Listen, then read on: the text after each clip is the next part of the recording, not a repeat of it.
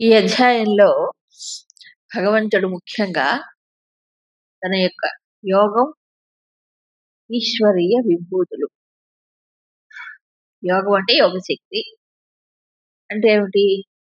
జీవుడిలో అంతర్గతంగా తాను ఏ ఏ రూపంలో ఎలా ఉన్నాడు అనేది. అది భగవంతుడి అనుసంధానానికి. రెండవది వ్యాపకత్వం. ఒకటి అంతర్యామిత్వం, రెండవది వ్యాపకత్వం. ఏ ఏ జీవులలో ఏ ఏ అంశముల ఏ ఏ వస్తువులలో తాను శ్రేష్టమైనది. ఈ రెండు విషయాలు చెప్పాడు. ఒకటేమో యోగశక్తి, రెండవది విభూతి, వ్యాపకత్వం. ఈ రెండు కూడా సాధకుడికి అవసరం. ఎందుకని అనంటే దృష్టి బహిర్ముఖమైనప్పుడు కూడా భగవంతుడు గుర్తు రావాలి. గుర్తు రావాలంటే వివిధ అంశములు ఉన్నాయి, సృష్టిలో అనేకం ఉన్నాయి, వాటిలోకి వెళ్ళిపోతుంది మనసు.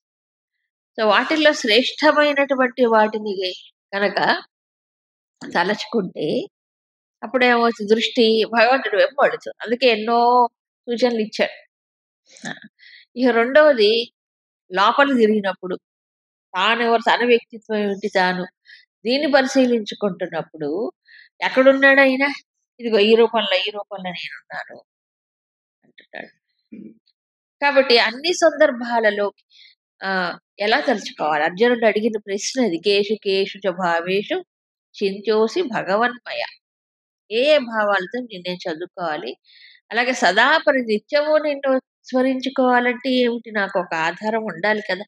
అలా కొన్ని డెమాన్స్ట్రేషన్స్ ప్రాక్టికల్గా దీంట్లో ఇలా ఇలా చూడొచ్చు, భావించవచ్చు. అందులో ద బెస్ట్, ద వర్స్ట్ ప్రపంచంలో రెండు ఉంటాయి. అంటే ఉత్కృష్టమైనవి ఉంటాయి, చాలా అల్పమైనవి, నీచమైనవి కూడా ఉంటాయి. రెండు ఉంటాయి ఎక్కడైనా ప్రపంచంలో.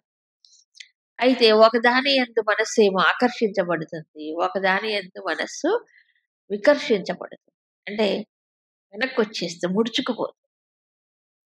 ఈ రెండు ఉన్నప్పుడు ఏమవుతుంది? మనస్సు చంచలం అవుతుంది. అంతేగా, ముందుకన్నా వస్తుంది, వెనక్కైనా వస్తుంది. ఆ రెండు ఉండకూడదు. మనస్సు నిశ్చలం అవ్వాలి అంటే ఏకమైన దాన్ని ఆలంబన చేసుకోవాలి, ఏకతత్వం. సో ఉత్కృష్టమైన దాంట్లో, అల్పమైన దాంట్లో కదా. అందుకు సర్వత్రా ఉన్నటువంటిది ఏకమే, నేనే అనేది ఇక్కడ థీమ్. అసలు ఆయన పట్టుకోవడమే కదా. అందులో ఎక్కడెక్కడ ఎన్నో ఉన్నాయి ప్రపంచంలో, ముఖ్యమైన వీటిల్లో ఇలా ఇలా అని చెప్పాడు. సో వాటిల్లో ముఖ్యమైనవి చాలా అల్పమైన వాటిని చెప్పాడు.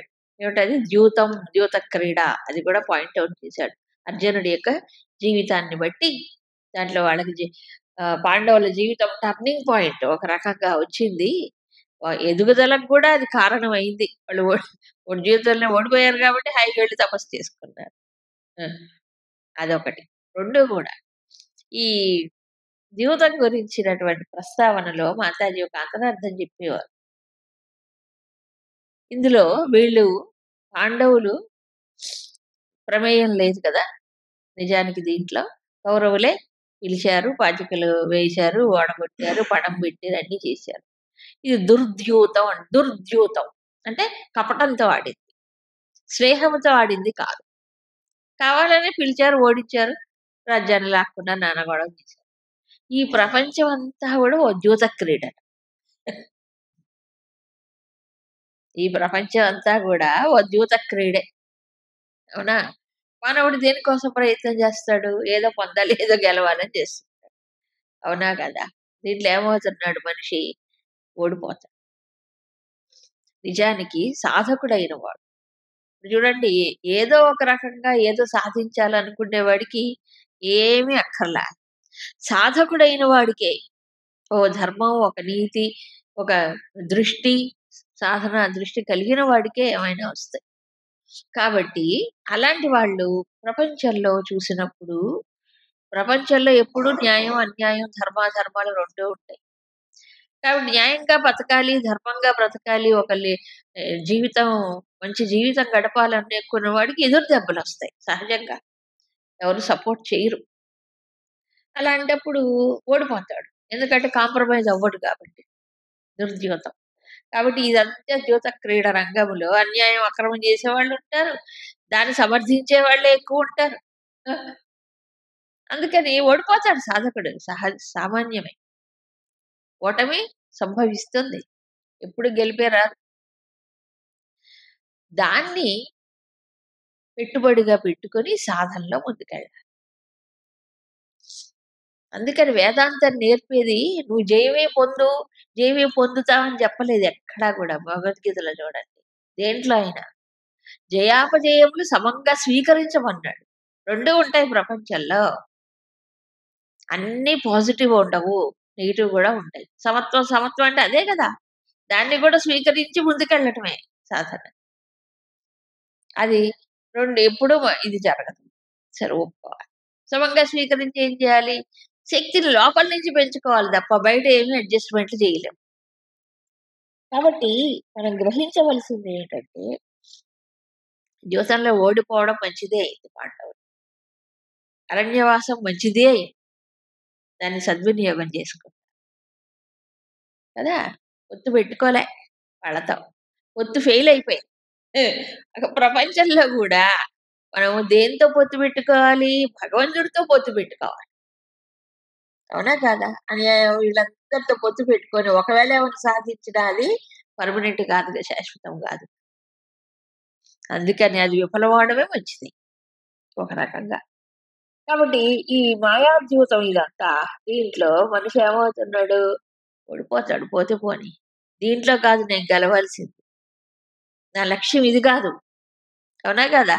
ఏమిటది నా లక్ష్యం? పరమాత్మ. అది. కాబట్టి సాధకుడికి అన్నీ ఉపయోగకరమే. ఓటమిని కూడా ఉపయోగించుకోవాలి సాధనలో. ఇది పోతే ఏమైంది నాకు? ఓటమి వచ్చింది, గెలుపు వచ్చింది. ఎంతకాలం ఉంటది ఆ గెలుపు? కాసేపే. అది. సరే ఇక్కడ మరొక విషయం చెప్పాడు. రాజనీతి విషయంలో కూడా భగవంతుడు ఒక విషయం. ముఖ్యంగా రాజరికంలో అంటే పరిపాలన. రాజరికం అంటే పరిపాలన, అడ్మినిస్ట్రేషన్. దాంట్లో దండః దమయతాం అస్మి. దండః దండించేవాడు.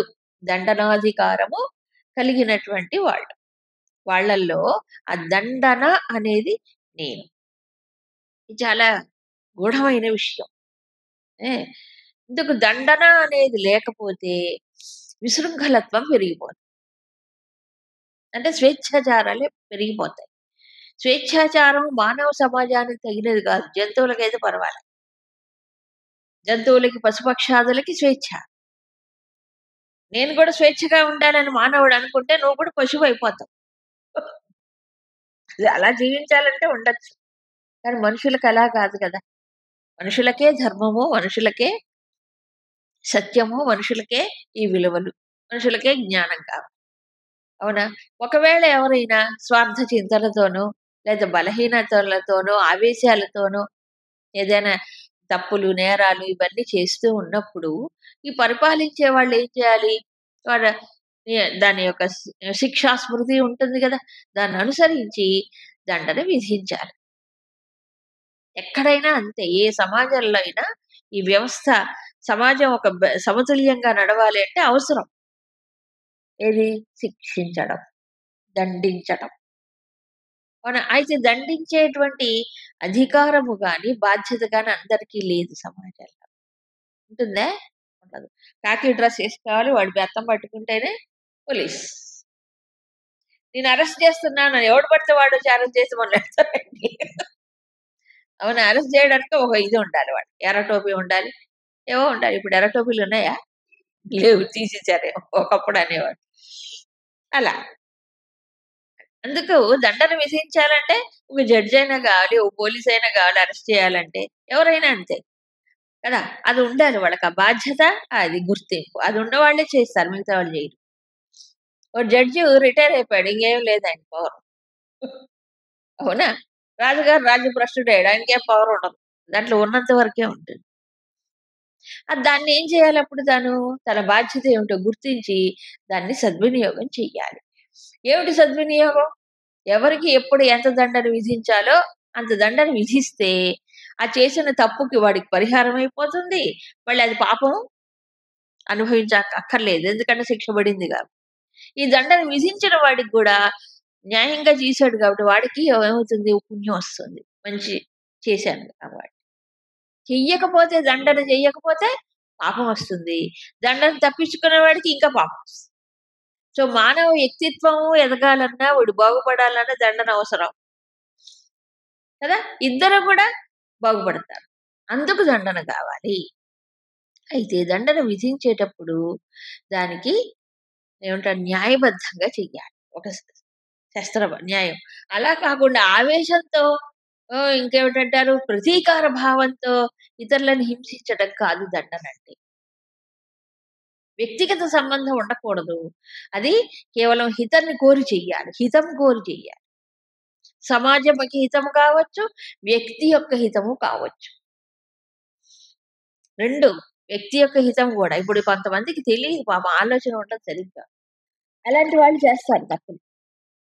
అప్పుడు వాళ్ళకి ఆ తపస్సు ఉంటది కాబట్టి బుద్ధిలో పొర కప్పుతుంది. అందుకని ఏం చేయాలి? దెబ్బ కొట్టాలి. దెబ్బ కొట్టడం అంటే అన్ని విషయాలు ఫిజికల్‌గా దెబ్బలు కొట్టడం కాదు. వాగ్దండన కావచ్చు. అవునా? వాగ్దండన కూడా ఉంటుంది. వాక్కుతో దండించడం. అది కూడా అవసరమే. అవసరమైతే ఇంకా దాన్ని మించిపోయిన వాడికి ఏం చేస్తారు? ఏవో జైలు శిక్షలు, కొరడా దెబ్బలు ఏవో నానా రకాలున్నాయి. ఉన్నాయి. అసలు ఈ జీవుడు కూడా ఈ చేసిన తప్పులన్నీ, పాపాలన్నీ అక్కడ రాసుకుంటాడు చిత్రగుప్తుడు. తర్వాత యమధర్మరాజు జడ్జిమెంట్ చేసిందే ఏమవుతుంది? వీళ్ళకి కూడా దండన ఉంటుంది. ఇక్కడ తప్పించుకున్నా అక్కడ తప్పించుకోడు. ఆయన కోర్టులో, ఎవరు యమధర్మరాజు కోర్టులో తప్పించుకోలేడు. అక్కడ దండన అనుభవించాల్సిందే. అందుకే ఇక్కడే అనుభవిస్తాడు అనుకోండి, అయిపోతుంది. మళ్ళీ అక్కడ అనుభవించక్కర్లే. ఇక్కడ తప్పించుకుంటే అక్కడ మాత్రం తప్పించుకోలేడు. సో ఈ ప్రపంచ వ్యవస్థ అంతా మనం చూసినప్పుడు, సమాజం గాని, ప్రపంచం గాని, ఈ సమాజం సమతుల్యంగా వెళ్ళాలి, ఎక్కువ శాంతి భంగం కలగకుండా బాగుండాలంటే న్యాయ వ్యవస్థ, దండన సక్రమంగా అమలు జరగాలి. అంతేగా ఎక్కడైనా. అందుకు ఆ దండన శక్తి గాని అది తానే అన్నాడు. చాలా మంచి విషయం. అలాగే ఎవరి స్థాయిలో వాళ్ళు, ఎవరి బాధ్యత వాళ్ళు. ఇప్పుడు ఒక ఉపాధ్యాయుడు ఉన్నాడు. పిల్లల విషయంలో బాధ్యత కలిగిన వాడు ఏం చేస్తాడు? పిల్లలు ఏదన్నా తెలియక తప్పులు చేస్తే ఏం చేసి వెంటనే పనిష్మెంట్ ఉండేది. అది ఇవ్వాలి, వాళ్ళు తీసుకోవాలి.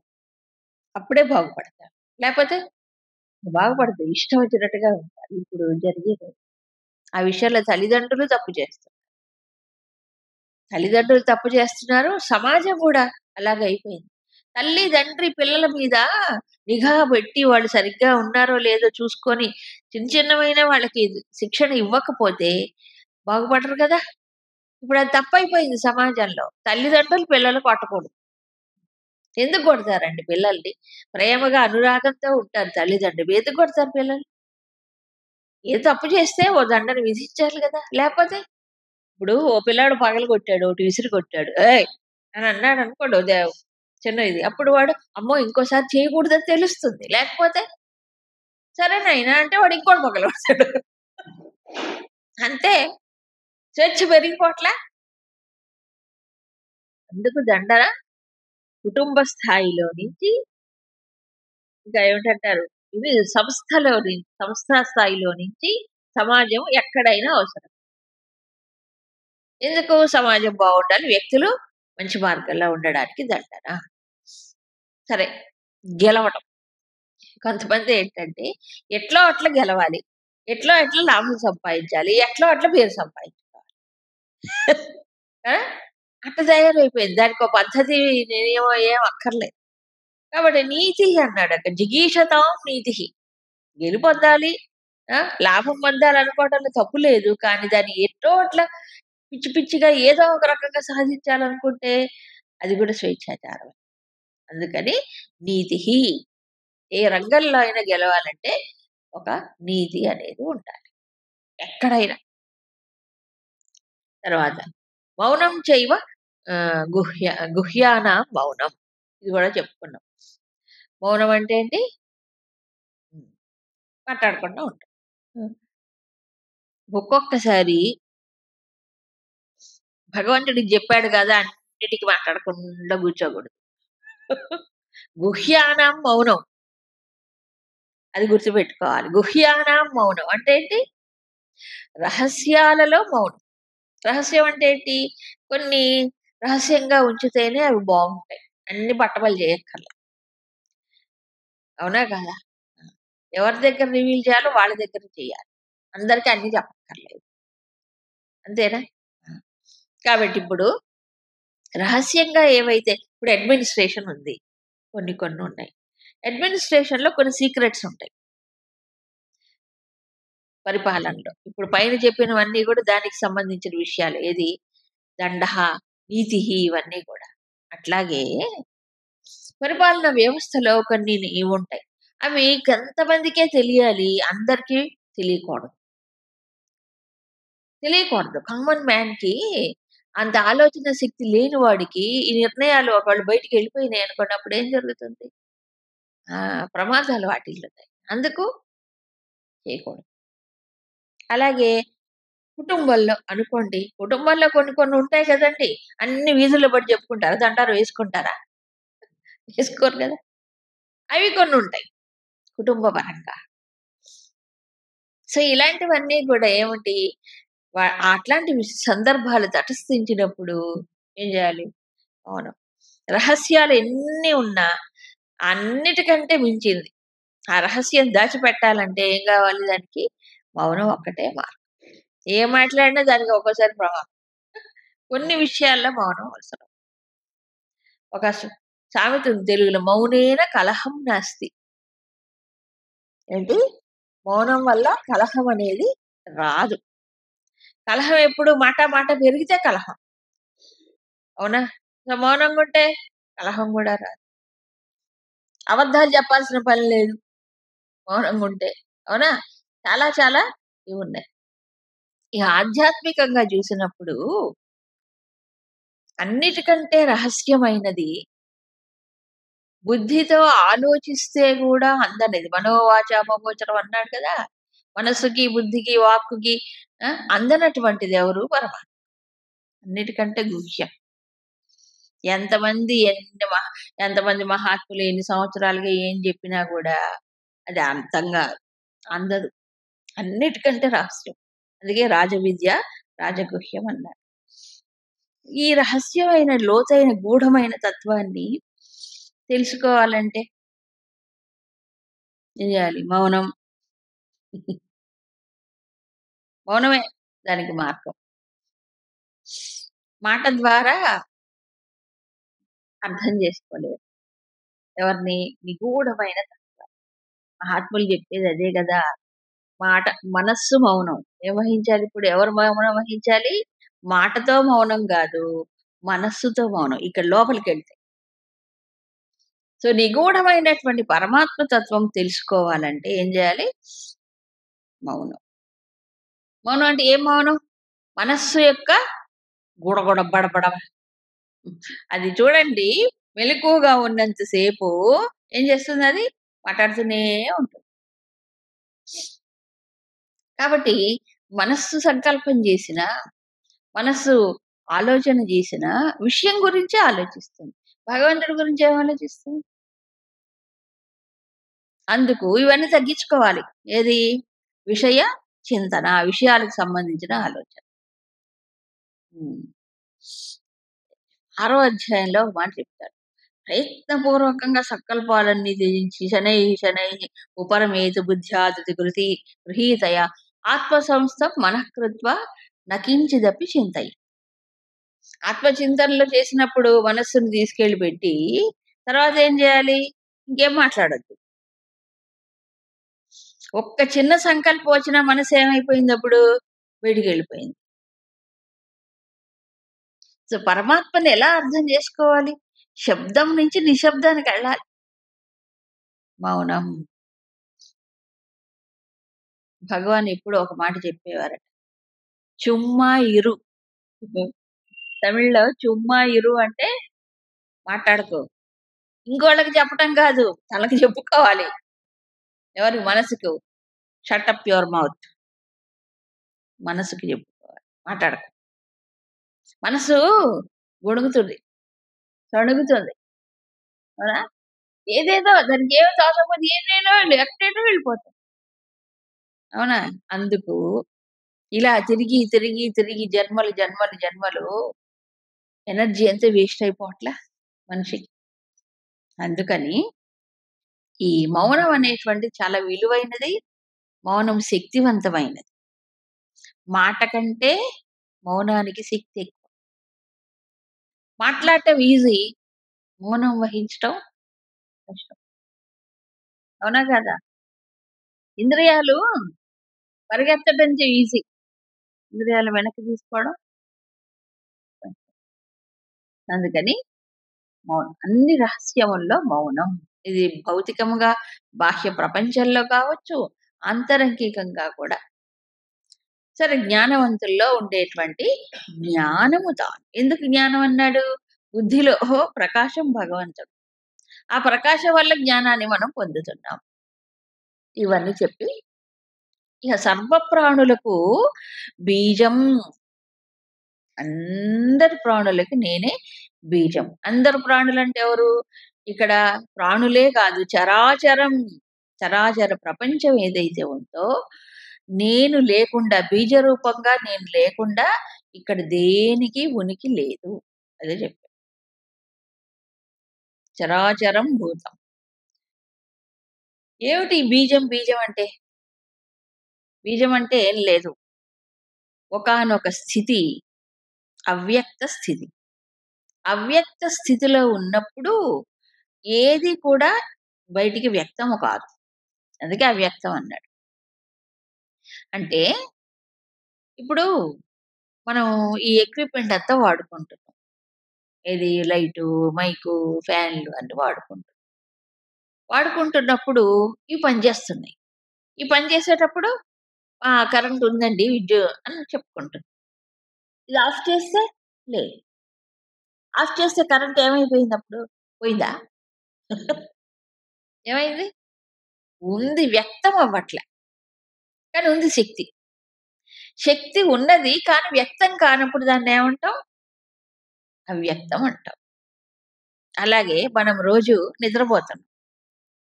నిద్రపోయినప్పుడు మనలో ఉండేటువంటి ఏ శక్తి అయినా, మాట్లాడే శక్తి, పాడే శక్తి, ఇంకా రకరకాలు ఉంటాయిగా, ఇవన్నీ ఏమైపోయినాయి? మాయమైపోయినాయా? లేకుండా పోయినాయా? అవ్యక్తంలో పోయినాయి అంటే ఏమిటట? నిద్రాణమై ఉన్నాయి. తాత్కాలికంగా కొన్ని గంటలు ఏమైనాయి? ఇవన్నీ నిద్రాణ అయిపోయినాయి. తర్వాత ఏమైంది? మళ్ళీ వ్యక్తం అవుతుంది. సో ఏవైతే లోపల ముడుచుకొని దాన్ని బీజరూపం అంటారు. ఏది? నిద్రాణమై అణిగి ఉన్నప్పుడు బీజరూపం, మళ్ళీ తిరిగి వ్యక్తమైనప్పుడు వాటి పనిచేస్తాయి. అలాగే వృక్షములో బీజంలో వృక్షం. బీజంలో వృక్షం ఉందా లేదా? ఉంది. ఎలాగుంది? కనిపిస్తుందా? అందుకే ఉపనిషత్తులో ఋషి చెప్పాడు, ఆ బీజాన్ని పగలగొట్టు ఎన్ని మొక్కలు చేసినా బీజంలో చెట్టు కనిపించదు. కానీ దానికి అనుకూల పరిస్థితులు వచ్చినప్పుడు, నేల మీద పడ్డప్పుడు, దానికి నీరు తగిలినప్పుడు ఏమవుతుంది? అంకురం వచ్చి చెట్టు వస్తుంది. ఇప్పుడు ఇంతకుముందు బీజంలో చెట్టు ఉందా లేదా? ఉంది, కానీ నిద్రాణమై ఉన్నది. పరిస్థితులు అనుకూలించినప్పుడు వ్యక్తం. ఇది బీజం, దాగి అణిగి ఉన్నటువంటి వస్తువు. అలాగే చరాచర ప్రపంచంలో నేను ఏమన్నాను? బీజరూపుడనే ఉన్నా. చరాచరం అంటున్నాడు అక్కడ. కదిలేవి కదలనివి జడ చైతన్యములలో. ఏమిటి బీజం అంటే? మనకి ఇంతకుముందు అధ్యాయంలో చెప్పాడు. జీవుళ్ళందరూ ప్రళయావస్థలో ఏమవుతున్నారు? అవ్యక్తంలోకి వెళ్ళిపోతారు ఉన్నారు. ఈ అవ్యక్తంలోకి వెళ్ళినప్పుడు అందరిని అక్కడ నిలిపేది ఎవరు? ఈ పరమేశ్వరుడే. అవునా? పరమేశ్వరుడే వాటిని నిలిపి ఉంచాడు. మళ్ళీ వ్యక్త స్థితికి తీసుకువచ్చింది ఎవరు? తానే. మనకి ఏమీ తెలియదు జీవుడికి. అంతదాకే రోజు మనం అనుభవిస్తున్నాం కదా. నిద్రలో పోయినప్పుడు ఏమైనాయి? మన మనస్సు, మన బుద్ధి, మన ఇంద్రియములు అన్నీ ఏమైపోయినాయి? నిద్రలో. మనం నిద్రపోవటం తప్ప మనకేమైనా తెలుసా? అప్పుడు ఏమీ తెలియదు. ఎవరు దీన్ని సస్టైన్ చేస్తున్నారు? ఎవరు నిలబెడుతున్నారు? నేనే కదా! మళ్ళీ తర్వాత బయటికొస్తాం. సో, మనకి మన ప్రమేయం లేకుండానే వాటికి ఏమవుతున్నారు ఆయన ఆధారంగా ఉన్నాడు. సో, అది ప్రతి జీవుల్లోనూ. ప్రతి జీవుడిలోనూ మొత్తం స్థావర జంగమాత్మకమైన సర్వ సృష్టి చెప్పాడు. అందుకే ఆయన్ని ఈశ్వరుడు అన్నారు. ఎవరు? సమష్టి కారణ శరీరం. కారణం అంటేనే బీజం. కారణం అంటే బీజం. ఇప్పుడు స్థూల, సూక్ష్మాలు మనకు శరీరాలున్నాయి. స్థూల, సూక్ష్మ శరీరాలు ఎలా వచ్చాయి? కారణ శరీరం వల్ల వచ్చాయి. దాన్ని నిలబెట్టేదెవరు? ఈశ్వరుడు, పరమేశ్వరుడు. సో, ఆ రకంగా ఆయన లోపల ఉండబట్టి ఇవి జరుగుతాయి. ఇప్పుడు విత్తనం ఉంది. విత్తనంలో మనమేమి చెట్టును పైకి లాగక్కర్లేదు. దాంట్లో ఉంది. అదే పైకొస్తుంది. అదే ప్రకారంగా ఈ జీవుళ్ళందరూ గూడా అవ్యక్తంలోకి వెళ్ళిపోయారు. వాటంతట వాటికి కదిలే శక్తి లేవు. చలించే శక్తి లేవు. బయటకొచ్చే శక్తి లేదు. ఈయన ఏమిటన్నారు? చైతన్య రూపుడై ఉండబట్టి అవన్నీ బయటకొస్తున్నాయి. మళ్ళీ వ్యక్తం అవుతూ ఉన్నాయి. సో, సృష్టి స్థితి లయములలో తాను ఉన్నాడు. కానీ అవ్యక్తంగా ఉన్నాడు. అందుకే బీజం అన్నాడు. అవ్యక్తంగా ఉన్నాడు కాబట్టి బీజం. అది. ఇలా చెప్పి మమ దివ్యానాం విభూతీనాం నాంతః అస్తి. దివ్యమైన నా విభూతులకి అంతము లేదు. అందుకని నీకు ఉద్దేశతః ప్రోక్తః అంటే చాలా చాలా ముఖ్యమైనటువంటివి మాత్రం కొన్నింటిని చెప్పాను. కాబట్టి విభూతులు అంటే విశేషమైనటువంటి ఉనికి ఇవన్నీ ఉన్నాయి. కానీ అవి ఎలాగున్నాయి? అంతటా సర్వవ్యాపకుడైనటువంటి నాలో ఈ విభూతులు ఎన్నని చెప్తాడు భగవంతుడు? ఎన్నని చెప్పడానికి వీలుంటుంది? సాధ్యం కాదు. అందుకని చెప్పాడు. అయితే ఇక్కడ 2 విషయాలు చెప్పాడు భగవంతుడు. జంతువుల్లో, పశువుల్లో, పక్షుల్లో తర్వాత జడమైనటువంటి బాహ్య ప్రపంచములో కొండలు, గుట్టలు, నదులు, పర్వతాలు వీటిల్లో సో, అన్నిట్లో ఉన్నదంటే అది జడమా? చైతన్యమా? జడము గాదు, చైతన్యము గాదు. రెండిటికి అతీతమైనది. మనం కేవలం చైతన్యమే అన్నామనుకోండి, అప్పుడు జడాన్ని తీసేసినట్టే. జడము అన్నామనుకోండి, అప్పుడు చైతన్యానికి వ్యతిరేకం అయిపోతుంది. అందుకు సందర్శనంలో రమణ భగవాను అది గూడా ఒప్పుకోడు. చైతన్యం అంటూ జడం అంటూ. ఒకదానికొకటి వ్యతిరేక చరాచర ప్రపంచంలో ఆయన ఉన్నారు. పరమాత్మ ఉనికి ఉందంటే, మరి అచరం కదలనటువంటివి ఉన్నాయి. వాటికి ఎరుక లేదు. ఎరుక తమంతట తాము ఎరుక లేదు, కదలేకుండదు. మరి వాటిల్లో భగవంతుడు ఉనికి ఉంది కదా! ఉంది. కాబట్టి ఏమి అనొద్దు నువ్వు. అందుకే చుమ్మాయిరు. ఒకదానికోటి బుద్ధి వ్యతిరేకిస్తుంది జడ చైతన్యాలు.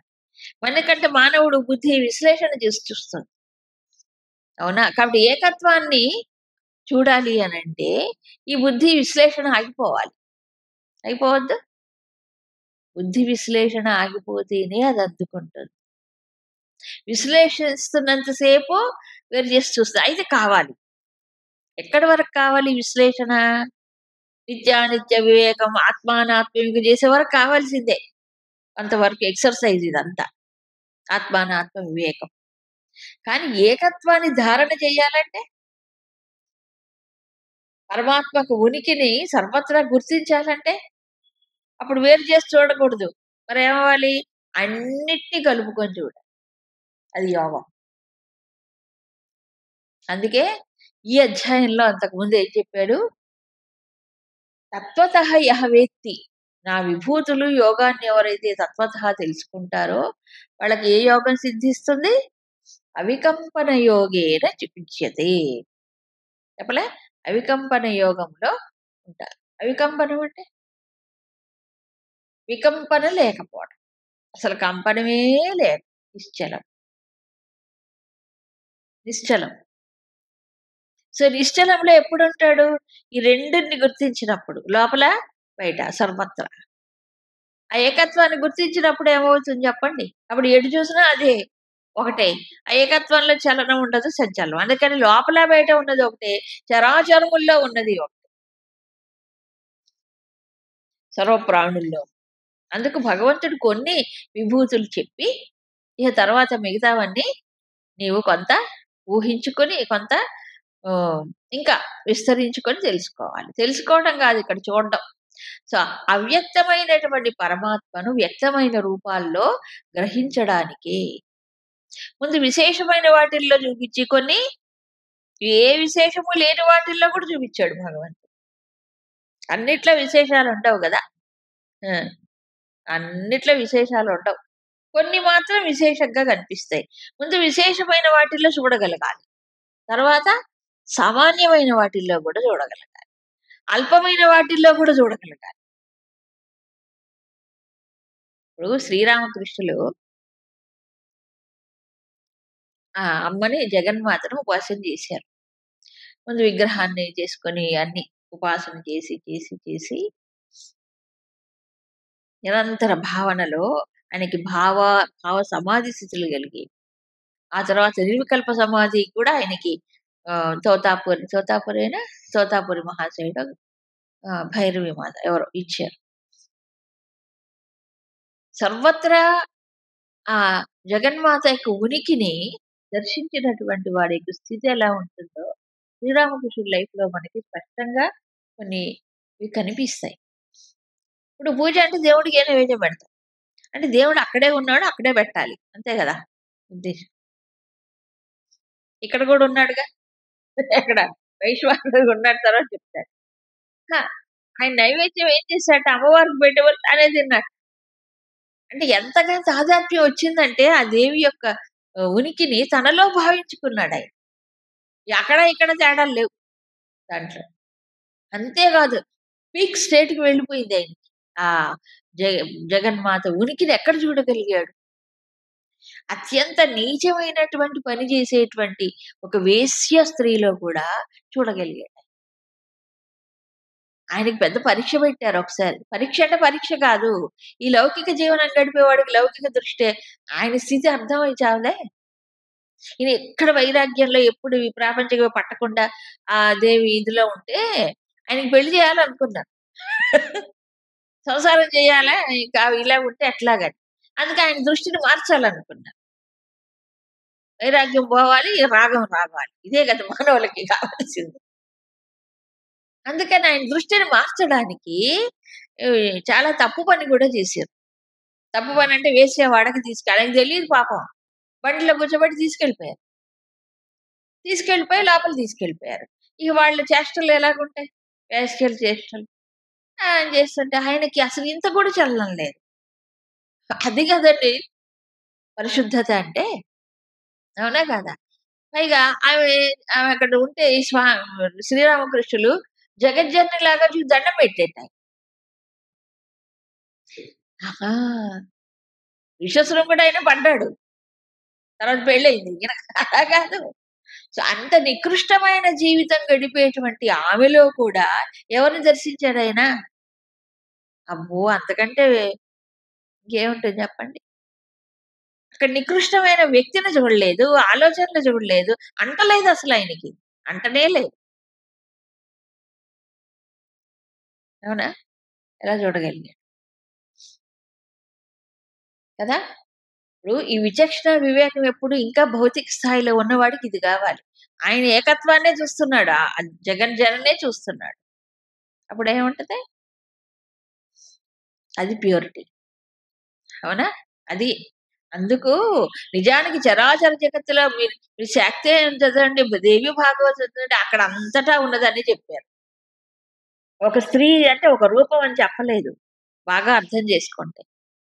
చరాచర జగత్తులో వ్యాపించినటువంటి పరమమైన శక్తే ఇదే అక్కడ ఉంది, ఇంకోటి కాదు. అందుకే తర్వాత శ్లోకంలో యద్యద్ విభూతిమత్తు శ్రీమత్ ఊర్జితం ఏవా చెప్పలే.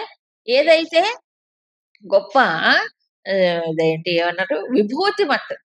విభూతిమత్ అంటే చాలా విశేషంగా వైభవంగా గొప్పగా ఏదైతే కనిపిస్తుందో, శ్రీమత్ అంటే సంపద గాని ఇంకోటి గాని ఐశ్వర్యం గాని కనిపిస్తుందో, ఊర్జితం గొప్ప ఉత్సాహభరితంగా ఉత్సాహపడే శక్తి ఎక్కడైతే వెల్లడవుతుందో, ఏ వస్తువు ద్వారా అయితే వెల్లడవుతుందో, ఏ వ్యక్తి ద్వారా అయితే వెల్లడవుతుందో అదంతా ఎవరిది? మమ తేజోంశ సంభవం. అంటే నా యొక్క తేజస్సు వల్లనే అవన్నీ కలుగుతున్నాయి వాళ్ళకి. అది వ్యక్తిది కాదు, పరమాత్మది. అది వ్యక్తిది కాదు, పరమాత్మ కదా. ఇప్పుడు కరెంటు కరెక్ట్‌గా ఉపయోగించుకుంటే మనకు ఉపయోగపడదు. లేదా షాకులు కూడా ఇస్తుంది. కరెంటు తప్పా? ఒప్పా? షాక్ ఇచ్చింది కాబట్టి చెడ్డదంటావా? ఆ! మనకు లైట్ ఇచ్చింది కాబట్టి మంచిదంటావా? అంతే భగవంతుడు. అవునా? అలాగే ఆ దుష్టత్వం లేదు, ఈ ఉత్కృష్టత్వము లేదు. ఆ నికృష్టంలే 2 అంటవు ఆయనకి. ఎందుకు? రెండిటికి మూలం ఆయన ఆధారం. ఆ మూలాల్ని వీడేం చేస్తున్నాడు? వాడి సంస్కారాలను బట్టి, వాళ్ళ యొక్క ఆలోచనలు బట్టి అది ఉపయోగించుకుంటున్నాడు. ఉన్నదొకటే. అయితే మనకి దృష్టి ఉన్నతం అవ్వాలి అంటే ముందు దివ్యమైన వాటిల్లో అభ్యాసం చెయ్యాలి. అంతేగా? 2. తర్వాత సామాన్యమైన వాటిల్లో కూడా, ఆ తర్వాత నికృష్టమైన వాటిల్లో కూడా. చూసారా? ఇది స్థాయి భేదాలు. ఏకత్వాన్ని, భగవంతుడి యొక్క ఉనికిని దర్శించడానికి అన్ని టెక్నిక్స్ చెప్పాడు భగవంతుడు. సరే. కాబట్టి ఎక్కడైనా గొప్పతనం కనిపిస్తే, ఒక వైభవం కనిపిస్తే అది ఎవరికీ పుయ్యొద్దు. అది వ్యక్తులది కాదు. తనలో ఉన్న తనది కాదు, ఇంకోళ్ళలో ఉన్న అదెవరిది? భగవంతుడి యొక్క ఒక అంశే అనుకోవాలి. అనుకున్నప్పుడు ఏమవుతుంది? వ్యక్తులతో ఏమిటి అటాచ్‌మెంట్ ఉండదు.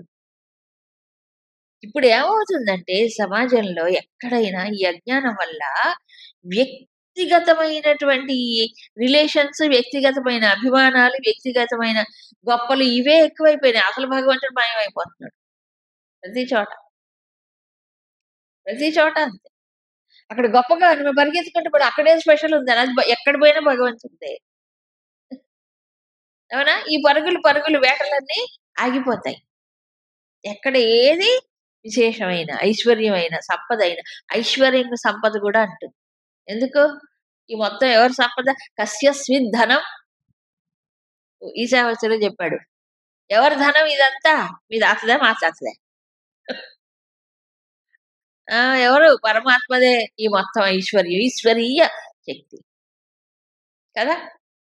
అందుకని తర్వాత ఎక్కడైనా ఊర్జితం. ఊర్జితం అన్న పదానికి శక్తి అని ఒక అర్థం. శక్తి వల్ల ఉత్సాహం వస్తుంది మనిషికి. అంతేగా ఏదైనా. కాబట్టి ఎక్కడైనా ఒక డైనమిక్‌గా కనిపించిందనుకోండి, డైనమిజం గాని, శక్తి బాగా ప్రకటితమైందనుకోండి, ఎవరున్నారక్కడ? భగవంతుడు. అవునా? ఆ రకంగా ఉన్నతమైన వాటిల్లో, విశిష్టమైన వాటిల్లో ఆ! ఏదైతే ఉందో అదిని వస్తువులో ఒక్కసారి ప్రకటితమవుతుంది. అది వస్తువుది కాదు, భగవంతుడు. చెప్పి చివరికి ఏతేన జ్ఞాతేన బహునా కిం. ఎన్ని విభూతుల గురించి ఎన్ని చెప్పినా, ఎన్ని తెలుసుకున్నా ఏముందయ్యా? మరేం చేయాలి? ఒక్క విషయం తెలుసుకో చాలు. మన తెలుగులో ఓ సామెత ఉంది. అన్నం అంతా పట్టుకొని చూడాలా? వంటింటి దాకా వచ్చి చెప్పారు. అన్నం అంతా పట్టుకొని చూడాలంటే ఉడికితే మొత్తం అంతా పిసకాలా? వేడి వేడిగా ఉంటుంది ఉడుకుతున్నా. అవునా? మరేం చేయాలి? గరిటె పట్టుకొని ఒక మెతుకు తీసి ఇలా అంటే చాలు తెలిసిపోతుంది.